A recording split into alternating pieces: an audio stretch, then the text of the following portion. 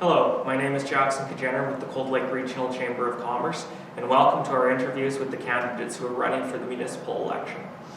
Many will remember the Chamber hosting all candidates' forums in person. However, this year, we've taken a new format where interviews with each of the candidates willing to participate will be uploaded to the Chamber of Commerce YouTube channel.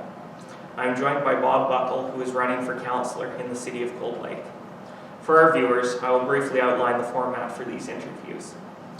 The candidate will be given 5 minutes to make introductory remarks.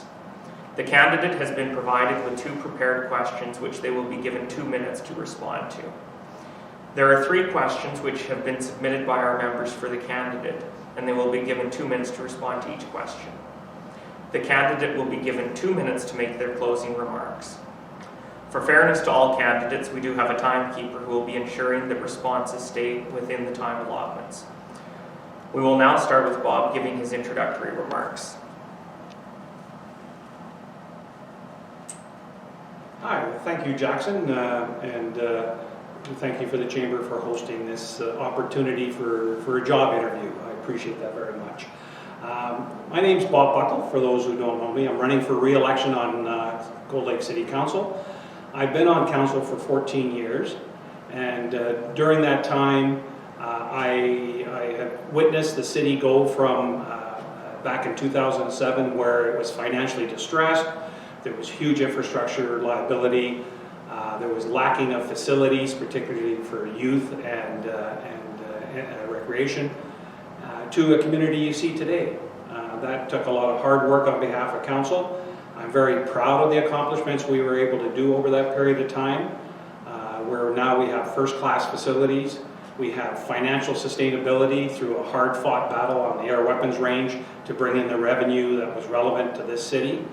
So all in all, I feel very proud of those accomplishments and what we've done. As a councillor, I've got a background in policing with years in the RCMP, followed by 35 years as multiple business owner, small business owner, both within this community and others. I feel that has given me a unique perspective and some balance to bring to the council chamber and the decision-making table. And I think that's important moving ahead. I think council needs to have that perspective of the business community and the business voice, and I've proudly brought that over the last 14 years. So once again, thank you very much for hosting this, and I look forward to your questions. We will now begin with the prepared questions. Each candidate has been sent the same 2 prepared questions. Question 1. What is your position on property tax rates in Cold Lake? I am supportive of a low tax policy, meaning I want taxes, property taxes, to be as low as possible. The reality is with taxation is if it's too high, you will stunt residential growth, you will stunt business growth and investment in our community, all of which economically has some pretty significant impact and detriment to the community. If it's too low, then the city has and the community has difficulties in investing in itself and building out, enhancing services, core services in particular, or infrastructure repair. So striking that balance is important. When I first got on council, we were one of the highest tax communities in the mid-sized city group. We've gone from there to solidly in the middle of the pack over those years, which basically went from 207 being the highest to middle of the pack today. In fact, I'm proud of the fact that if you look over since 2012, there's been virtually very little tax increase, residential tax increase on average within this community. At the same time as we've had world-class facilities built, infrastructure, twinning of the highway, so many more facilities than what we ever had in the past. And that was all done with marginal or limited tax increases, residential tax increases during that period of time. In so many years, a negative tax impact. So, that makes me very happy.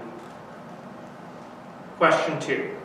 If elected, what specific goal do you want to accomplish by the end of your term?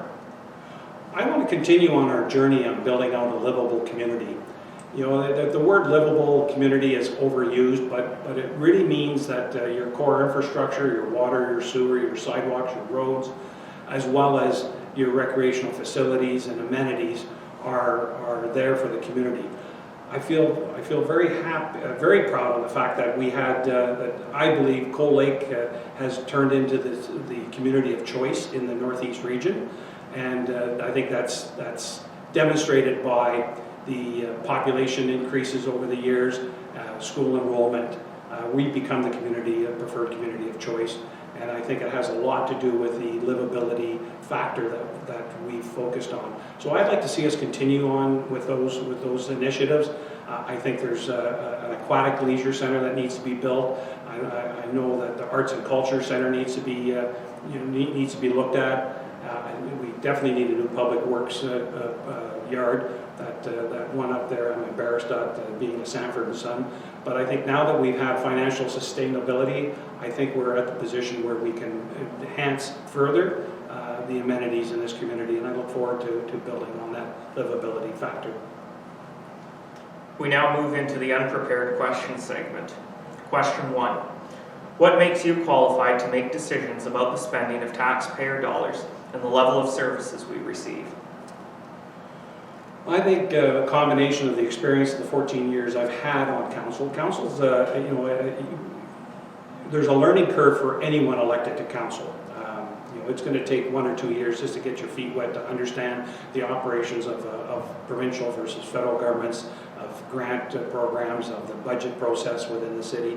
So on one aspect, I have that under my belt as well. Secondly, my background in public service with the RCMP, as well as 35 years as a business owner, having to meet a payroll, struggling to bringing in initiatives, knowing what the impact of public policy, of city policy and regulations are on my business, all provides me with insights and opportunity to add to the decision-making matrix at the city table. So, I feel that I have lots to offer. I feel I have a record to stand on of accomplishments in this community, and I look forward to another term for those reasons. Question 2. What is the top political issue that you would hope to resolve during your tenure on council? How would you approach this issue? The political issues are, both provincially and federally involving our community would be the PILT, which is the payment in lieu of taxes. We currently have the city currently has a lawsuit, court case in the federal courts where there's a significant amount of back taxes owed by the federal government, not involving the local Department of Defense, but involving the property managers out of Ottawa. Where there's several years of back taxes owed for the PILT with this community, and I'd like to see that completed. I'd like to see us continue on lobbying for pipelines and some of the inhibiting policies of the federal government that hurt our industry in this area and therefore affects jobs. So I think those two factors are political in nature. I think they need to be resolved as we move forward. Question 3. What is your plan to ensure that Cold Lake has a vibrant and growing business community? I support a three-pronged strategy. Obviously the low tax policy we spoke previously about, keeping taxes as low as possible is going to be important, especially coming out of COVID. So many businesses are going to be hurting, so many people are going to be hurting, and taxes take money out of consumer pockets, out of business pockets, so I think that keeping and maintaining a low tax policy is important. I think building and improving the community livability factor, as mentioned previously, is important as well. We want to continue to be a destination of choice, and I think that if we stay on that strategy of investing in ourselves and in our facilities, I think that's going to bode well for our community. And finally, I think the tourism and business attraction is important. Tourism, I know in the past we've done initiatives such as outdoor billboard in Highway number 2 in Edmonton and Calgary, and I think those have been very effective. By all feedback that we receive. I also think that the business incentives, such as the reinvestment incentives that came through our ADAC committee to council for revitalization, for enhancement, beautification for our businesses, is a key element, which helps create new investment. I think commercial air service is another big ticket item that we need to continue to chase after. That's a very real possibility of having CATs. So we had it approved at one time. Clean flights in and out of the airport terminals is going to be a future opportunity. And I think aerospace technology, there's a bunch of work being done currently right now, and I want to see that continued. And to conclude today, I would invite Bob to give his closing remarks. I think in conclusion, as I said earlier, I'm very proud of where we have come as a city. Those of us that have been around on council and living in the city in the early 2000s realize the challenges we had, and it was no one person's fault. I'm not necessarily blaming anyone. The city was set up for failure initially. When it was amalgamated between the town of Grand Center and the town of Cold Lake with unreliable funding. And that eventually created so many deficits, so much lacking of facilities and roadways. And so we needed to fix that sustainability, to begin with, and which we had. And I'm happy to say that now we're on a new trajectory. We've got permanent funding, and I really honestly think that that's knowing the needs of the community and moving forward. I think I can provide that. I know I can provide that to our, into the next term. I do believe that the city will continue to grow and prosper, and I look forward to being part of that. As I mentioned previously, I know I have the balance and the perspective to offer at the council decision table, and I humbly ask you to support me for another term in this election on October 18th. So thank you very much.